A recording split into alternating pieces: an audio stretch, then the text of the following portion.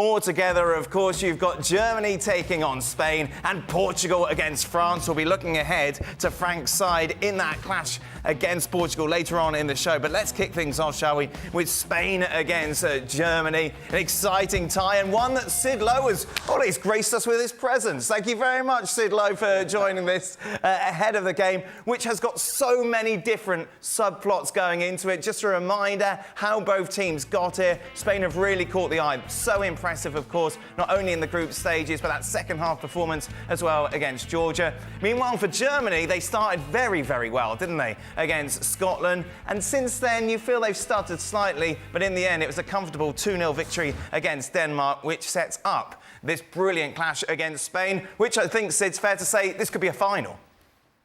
Yeah, and that's been the basis of the things that the two managers have said. They've talked about this as a game that could potentially be a final, although, of course, they're both aware that after it, there will be more. I think they probably are the best two teams in the competition so far. Certainly Spain have been far better than any of us expected, including those of us watching them from a Spanish perspective, by the way. I think that's they've really taken us, and particularly the two wingers.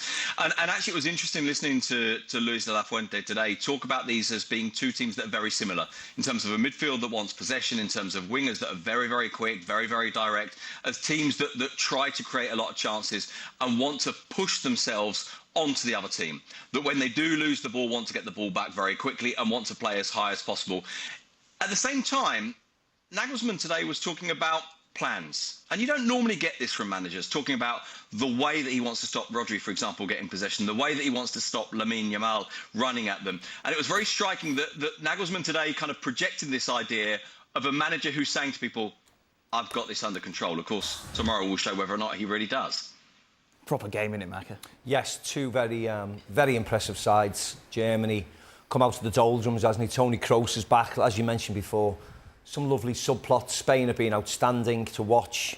They play with a real plan, don't they? Rodri, I think, is an incredibly gifted player, really makes them tick. I'm looking for, as you said before, what a wonderful day of football tomorrow. Forget England. Don't worry. That'll be miserable Saturday. We've got some lovely football tomorrow. I'm really looking forward to it. And of course, part of that is you've got some great youngsters who've lit up this tournament. Obviously, Nico Williams, Lamine Yamal, you've got Florian Wirtz, you've got Musiala, and they're just so much fun to watch. And you look at these two Spanish players who have really caught the eye, and we follow La Liga, we know how good they are. But the fact that they've taken this now to the national team is something, we mentioned England, some players can't do. Exactly, that's the main thing. The way they're capable of show their maturity at the age, playing for the national team, and the pressure that you have is completely different than the club game that you have week in, week out. It's you have to be above all the standards, and they already are. And we were not expecting that from Nico Williams. I think Nico Williams surprised me a lot in a very good way. But in a Spanish team, you have to also add Fabian Ruiz. I saw him playing for the Ligue 1 with Paris Saint-Germain, and he hasn't been that good comparing to what I saw since the beginning of the tournament. So Spain in the middle of the park with Rodri, of course, and Fabian Ruiz, and on the side with the two young guys, they're very prepared to go very, very far. Don't forget Cucurella. Who you said, what was the quote that went big in England about Cucurella? I don't remember what I said, but I discovered another player. I mean, what he does offensively... Worst defender in the world, I think you said. Worst defender in the world. That what you said? Yeah. Well, you know, maybe Spain is not part of the world. That's only in a Chelsea shirt, isn't it? No, but that was it was at the moment. Yeah. At that moment, you know, I was disappointed by and don't forget it was 65 million, something like that. Yes. From Brighton, I think. Yeah. But what I see right now, I mean, the guy is unstoppable. What he brings offensively and helps Nico Williams to find some spaces, but also defensively, is great. And Spain they were very, very consistent. They were consistent, all game long. They played, don't forget, they played Georgia, Albania, Italy, and Croatia, which are not the best team in the world. Even Croatia at the end of the generation. But they showed consistency. Yeah. Comparing to Germany, where the second game and the third game, they started to show a little bit of tiredness. We'll see.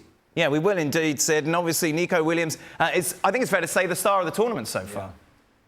He's been brilliant, hasn't he? He's been really brilliant. And actually, it's worth picking up on what Frank was saying there in terms of the surprise. Now, those of us who watched La Liga are not surprised that Nico is really good. We're not surprised that Lamine Yamal is really good. And although we're not watching the French league, we knew that Fabian could play because the Spanish national team has had a degree of faith in him before. But those three positions that Frank was pointing out, it's absolutely true that before the tournament, if you were asked to write down the Spanish starting 11, you probably wouldn't have had Cucurella in it.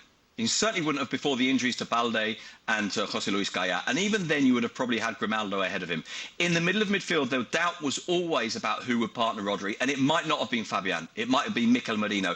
And up front, while we all knew that Lamine and Nico were going to play, I think most of us thought that one of them would.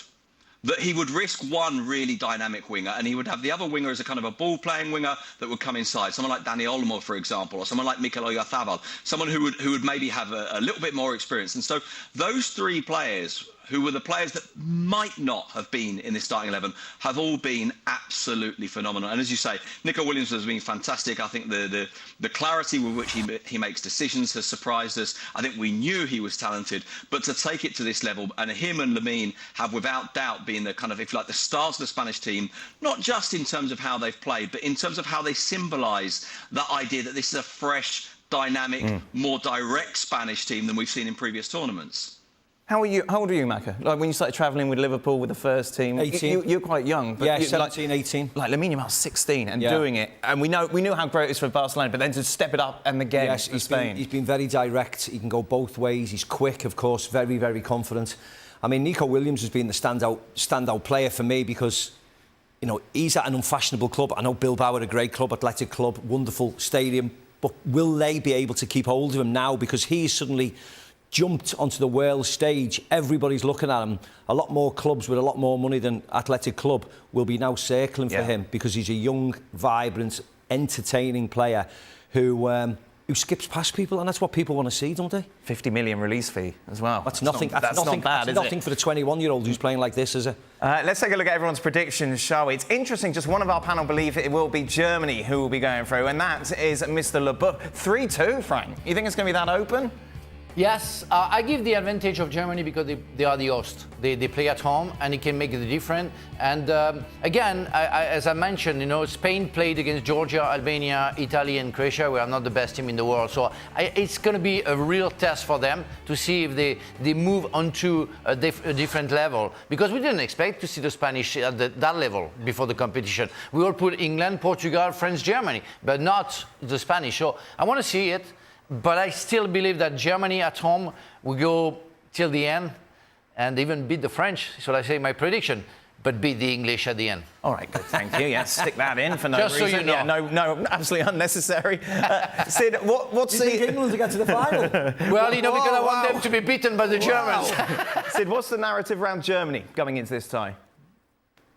Well, from a Spanish point of view, the narrative is that this is a genuinely good team. And that one of the things that was really interesting today was listening to how much Luis de la Fuente talked about Germany as being similar to them in terms of a team that wants the ball, in terms of a team that attacks from the wings, in terms of a team that has a kind of a profile that's the same. It was striking, from my point of view at least, that he didn't talk about the things that make them different. And he was talking about this as being absolutely a 50-50 game. There's a huge amount of respect for Germany. That said, it hasn't been lost on people that Spain haven't actually lost to the Germans since 1988. So they've done a pretty good run. Yeah, not bad at all. Goodness gracious me.